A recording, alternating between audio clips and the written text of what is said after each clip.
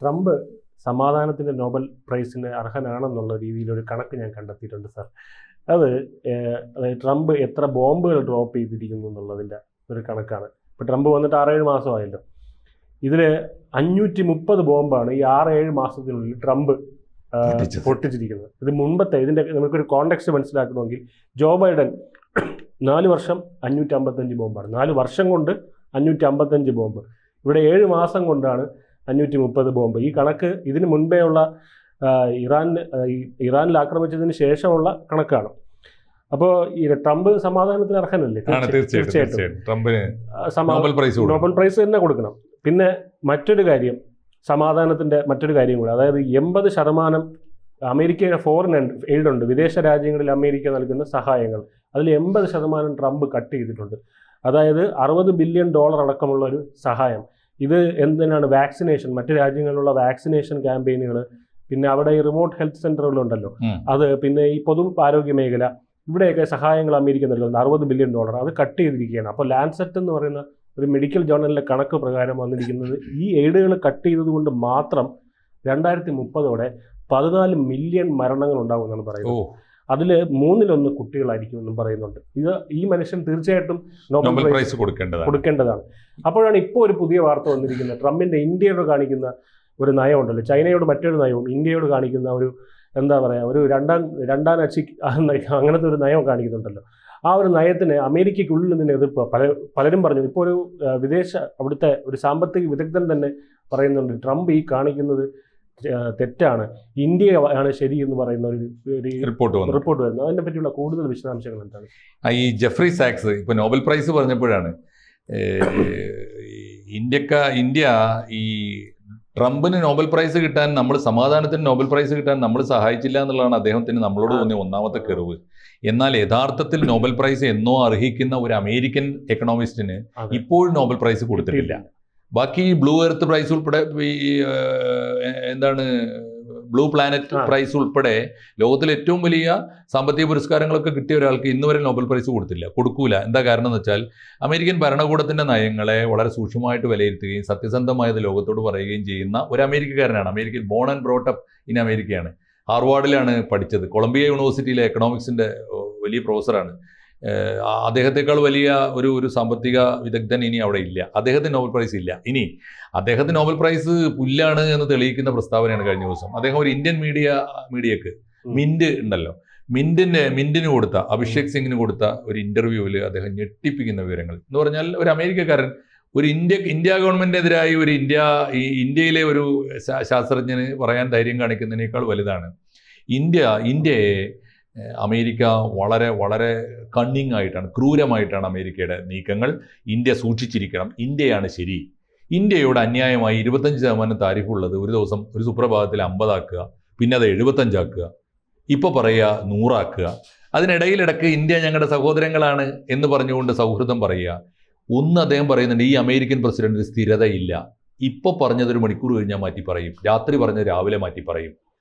കൺസിസ്റ്റൻസിയാണ് ഒരു രാജ്യത്തിന്റെ ഏറ്റവും പ്രധാനം. എന്തോ അയാൾക്ക് വലിയ അപകടം ഉണ്ട് എന്ന് പറയുന്നുണ്ട്. മാത്രമല്ല അദ്ദേഹം പറയുന്നത്, ഒരു 4 വയസ്സുകാരൻ്റെ ബുദ്ധി പോലും എൻ്റെ പ്രസിഡന്റിന് ഇല്ലാതെ പോയല്ലോ എന്ന്, എൻ്റെ പ്രസിഡന്റിന് അദ്ദേഹത്തിന്റെ നാട്ടിലെ അദ്ദേഹത്തിന്റെ സ്വന്തം പ്രസിഡന്റിന് ഇല്ലാതെ പോയല്ലോ എന്ന് വിലപിക്കുകയാണ്.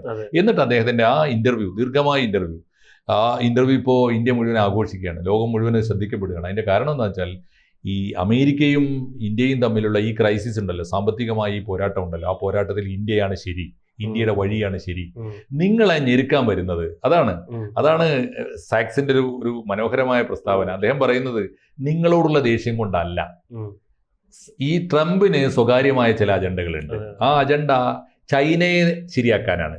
ചൈനയെ ശരിപ്പെടുത്താൻ നിങ്ങളെ ഉപയോഗിക്കുക, റഷ്യയെ ശരിപ്പെടുത്താൻ നിങ്ങളെ ഉപയോഗിക്കുക. അതിന് പകരം നട്ടെല്ലുണ്ടെങ്കിൽ ആർജവം ഉണ്ടെങ്കിൽ ചെയ്യേണ്ടത് എന്താ? നേർക്കുനേരെ ചൈനയോട് മുട്ടുകല്ലേ, അല്ലെങ്കിൽ റഷ്യയോട് മുട്ടുകല്ലേ. അതിന് പകരം ഇന്ത്യയെ ഉപയോഗിച്ചിട്ട്, ഇന്ത്യയെ ഒരു വടിയാക്കി നിർത്തിയിട്ട് ഈ 2 കൂട്ടരെയും അടിക്കാനാണ് ശ്രമിക്കുന്നത്. തട്ടിപ്പാണ്, നിങ്ങൾ വലിയ വില കൊടുക്കേണ്ടി വരും, ഇന്ത്യ വഴങ്ങരുത് എന്ന് പറയാണ്, അഡ്വൈസ് ചെയ്യാണ് ഇന്ത്യക്ക്. രണ്ടാമത്തെ ഒരു കാര്യം എന്ന് വെച്ചാൽ, ഇദ്ദേഹം പറയുന്നത്, ചൈനക്ക് പണി കൊടുക്കാൻ വേണ്ടിയിട്ട് അമേരിക്ക ഉണ്ടാക്കുന്ന ചില തട്ടിപ്പുകളിൽ ഇന്ത്യ വീണു പോകാൻ പാടില്ല. ഉദാഹരണത്തിന് ക്വാഡ് ഒരു അലയൻസ് ആണല്ലോ, അമേരിക്കക്ക് കൂടി താല്പര്യമുള്ള അലയൻസ് ആണ്. അത് യഥാർത്ഥത്തിൽ 4 രാജ്യങ്ങൾ. ഇപ്പോ അതിനകത്ത് ഓസ്ട്രേലിയ ഉണ്ട്, ജപ്പാനും ഉണ്ട്, പിന്നെ കാനഡയും ഉണ്ട്, ഇന്ത്യയും കൂടി ചേർത്തു. കാനഡയല്ലേ, ഇന്ത്യ അമേരിക്ക. ഇതിൽ ഇന്ത്യയെ ചേർത്തു. അതെന്താ വെച്ചാൽ ലോകത്തിലെ ഏറ്റവും വലിയ ജനാധിപത്യ രാജ്യത്തെ കൂട്ടുപിടിച്ചിട്ട്. എന്നാലോ ലോകത്തിന്റെ പുരോഗതിക്ക് ഉള്ള ഒരു വൻകിട മുന്നണിയാണെങ്കിൽ അതിൽ തീർച്ചയായിട്ടും ചൈനയെ ചേർക്കണ്ടേ, റഷ്യയെ ചേർക്കണ്ടേ? അവർ രണ്ടു കൂട്ടരെയും കൂട്ടില്ല. എന്നിട്ട് ജപ്പാനെയും ഓസ്ട്രേലിയയും ചേർത്തിട്ട് ഇന്ത്യയെ മുന്നിൽ നിർത്തിക്കൊണ്ടൊരു കളിയാണ്. അത് ചൈനക്കെതിരെയുള്ള നീക്കമാണ്. ഇന്ത്യക്കാരെ മനസ്സിലാക്കണം, തട്ടിപ്പിന് നിന്ന് കൊടുക്കണ്ട എന്ന് ഇദ്ദേഹം പറയുന്നുണ്ട്. അതുകൊണ്ട് ഇദ്ദേഹത്തിൻ്റെ ഈ പോക്ക് അങ്ങേയറ്റം അപകടമാണ്. നിങ്ങൾ വളരെ സമർത്ഥമായിട്ട് അതിനെ നേരിടേണ്ടതുണ്ട്, ഇല്ലെങ്കിൽ നിങ്ങൾക്ക് വലിയ ദോഷം വരും എന്ന് കൃത്യമായി ചൂണ്ടിക്കാണിക്കാൻ ഇന്ത്യക്ക് വലിയ ആത്മവിശ്വാസം നൽകുന്ന ഒന്നാണത്. സമർത്ഥമായി നേരിടുക എന്നുകൊണ്ട് ഉദ്ദേശിക്കുന്നത് നിലപാടിൽ ഉറച്ചു നിൽക്കുക. നിലപാട് ഉറച്ചു നിൽക്കുക. അതിന് അദ്ദേഹം പറയുന്ന കാര്യം നിലപാടിൽ ഉറച്ചു നിൽക്കുക എന്ന്. ഒന്ന്, നിലപാട് എന്താ? ഇന്ത്യൻ ഉൽപ്പന്നങ്ങൾക്ക് വിപണി കണ്ടുപിടിക്കുക.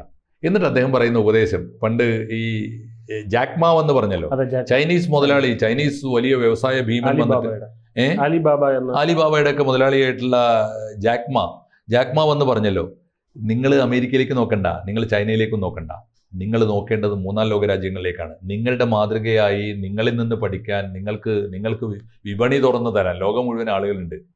അമേരിക്ക പോലും നമ്മളെ ആവശ്യമുണ്ട് എന്നല്ലേ അർത്ഥം. ഒന്ന് മാത്രമല്ല, നിങ്ങളുടെ കയ്യിൽ സമ്പത്തുണ്ട്, നിങ്ങളുടെ ഡാറ്റയുണ്ട്, നിങ്ങളുടെ കയ്യിൽ ടെക്നീഷ്യൻസ് ഉണ്ട്. അമേരിക്കൻ കമ്പനികളുടെയൊക്കെ തലപ്പത്ത് നമ്മുടെ പയ്യന്മാരാണ്. അതുകൊണ്ട് നിങ്ങൾക്ക് സാധ്യമാണ്. മൂന്നാം ലോക രാജ്യങ്ങൾ, നിങ്ങൾ ലാറ്റിൻ അമേരിക്കയിലേക്ക് നോക്കൂ, നിങ്ങളെ ആവശ്യമുണ്ട്, നിങ്ങളുടെ ഉൽപ്പന്നങ്ങൾ ആവശ്യമുണ്ട്, നിങ്ങളുടെ പ്രോഡക്റ്റുകൾ ആവശ്യമുണ്ട്, നിങ്ങളുടെ വൈദഗ്ധ്യം ആവശ്യമുണ്ട്, നിങ്ങളുടെ ഈ പറഞ്ഞ സ്റ്റാർട്ടപ്പുകൾക്കൊക്കെ അവിടെ മാർക്കറ്റ് ഉണ്ട്. അങ്ങോട്ട് നോക്കുക. നിങ്ങൾ ഈ വെസ്റ്റ് ഈസ്റ്റ് ഏഷ്യ നോക്കൂ. അപ്പോൾ അങ്ങനെയുള്ള രാജ്യങ്ങൾക്ക്, വിയറ്റ്നാം, ആ പ്രദേശം ഉണ്ടല്ലോ, തായ്ലാൻഡ്, വിയറ്റ്നാം, അത്തരം രാജ്യങ്ങൾക്ക് നിങ്ങളെ ആവശ്യമുണ്ട്. ഈ മലേഷ്യ, സിംഗപ്പൂർ ഏരിയയിലേക്കൊക്കെ നമ്മളെ ആവശ്യമുണ്ട്. അപ്പോൾ നിങ്ങൾ നോക്കേണ്ടത് സൗത്ത് ആഫ്രിക്കൻ രാജ്യങ്ങൾക്ക് നിങ്ങളെ ആവശ്യമുണ്ട്, ലാറ്റിൻ അമേരിക്കൻ രാജ്യങ്ങൾക്ക് നിങ്ങളെ ആവശ്യമുണ്ട്. നിങ്ങൾ ഉണ്ടാക്കിയ ഒരു മാതൃക വളരെ ശരിയാണ്. ബ്രിക്സ് ആണ് നിങ്ങളുടെ മാതൃക. നിങ്ങൾ വളരെ കൃത്യമായിട്ടാണ്. നിങ്ങൾ ബ്രസീലിനെ കൂട്ടുപിടിച്ചു എന്ന് പറഞ്ഞാൽ സൗത്ത് ആഫ്രിക്കയുടെ ഹെഡാണ് ബ്രസീൽ. നിങ്ങൾ ബ്രസീലിനെ ചേർത്തൊരു മുന്നണി ഉണ്ടാക്കി. നിങ്ങൾ തീർച്ചയായിട്ടും റഷ്യയെ ചേർത്തു ഇങ്ങേയറ്റത്ത്. നിങ്ങൾ തീർച്ചയായിട്ടും അതിൽ ചൈനയെയും ചേർത്തു. നിങ്ങൾ അമേരിക്കയെ ചേർത്തില്ല, സൗത്ത് ആഫ്രിക്കയെ ചേർത്തു എന്ന് പറഞ്ഞാൽ എന്താ അർത്ഥം? അതിൻ്റെ അർത്ഥം നിങ്ങൾ ആഫ്രിക്കയിൽ നിന്ന് സൗത്ത് ആഫ്രിക്കയെ ചേർത്തു, നിങ്ങൾ ലാറ്റിൻ അമേരിക്കയിൽ നിങ്ങൾ ബ്രസീലിനെ ചേർത്തു, നിങ്ങൾ ചൈനയെ ചേർത്തു, നിങ്ങളതിനെ നയിച്ചു എന്ന് പറഞ്ഞാൽ നിങ്ങൾ കണ്ടെത്തിയ മാർഗം വളരെ ശരിയാണ്. നിങ്ങൾക്ക് വേറെ ആരെയും ഡിപ്പെൻഡ് ചെയ്യേണ്ടതില്ല. മൂന്നാം ലോക രാജ്യങ്ങളുടെ മുമ്പിൽ നിങ്ങളുടെ മാർക്കറ്റുകൾക്ക് വലിയ സ്കോപ്പ് ഉണ്ട്, നിങ്ങളുടെ മുദ്രാവാക്യത്തിന് സ്കോപ്പ് ഉണ്ട്. ഒരു കാരണവശാലും ട്രംപിന് വഴങ്ങിക്കൊടുക്കരുത്. ട്രംപ് കാണിക്കുന്നത് മണ്ടത്തരമാണ്. എന്നിട്ട് അദ്ദേഹം ചോദിക്കുന്നു, ഈ ഇന്ത്യൻ ബുദ്ധിയെ അമേരിക്കക്ക് ആവശ്യമുള്ളത് കൊണ്ടാണ് 1965 തൊട്ട് വിസ ഉദാരമാക്കിയിട്ട് അമേരിക്കയിലേക്ക് ആളുകൾ ചെന്നത്.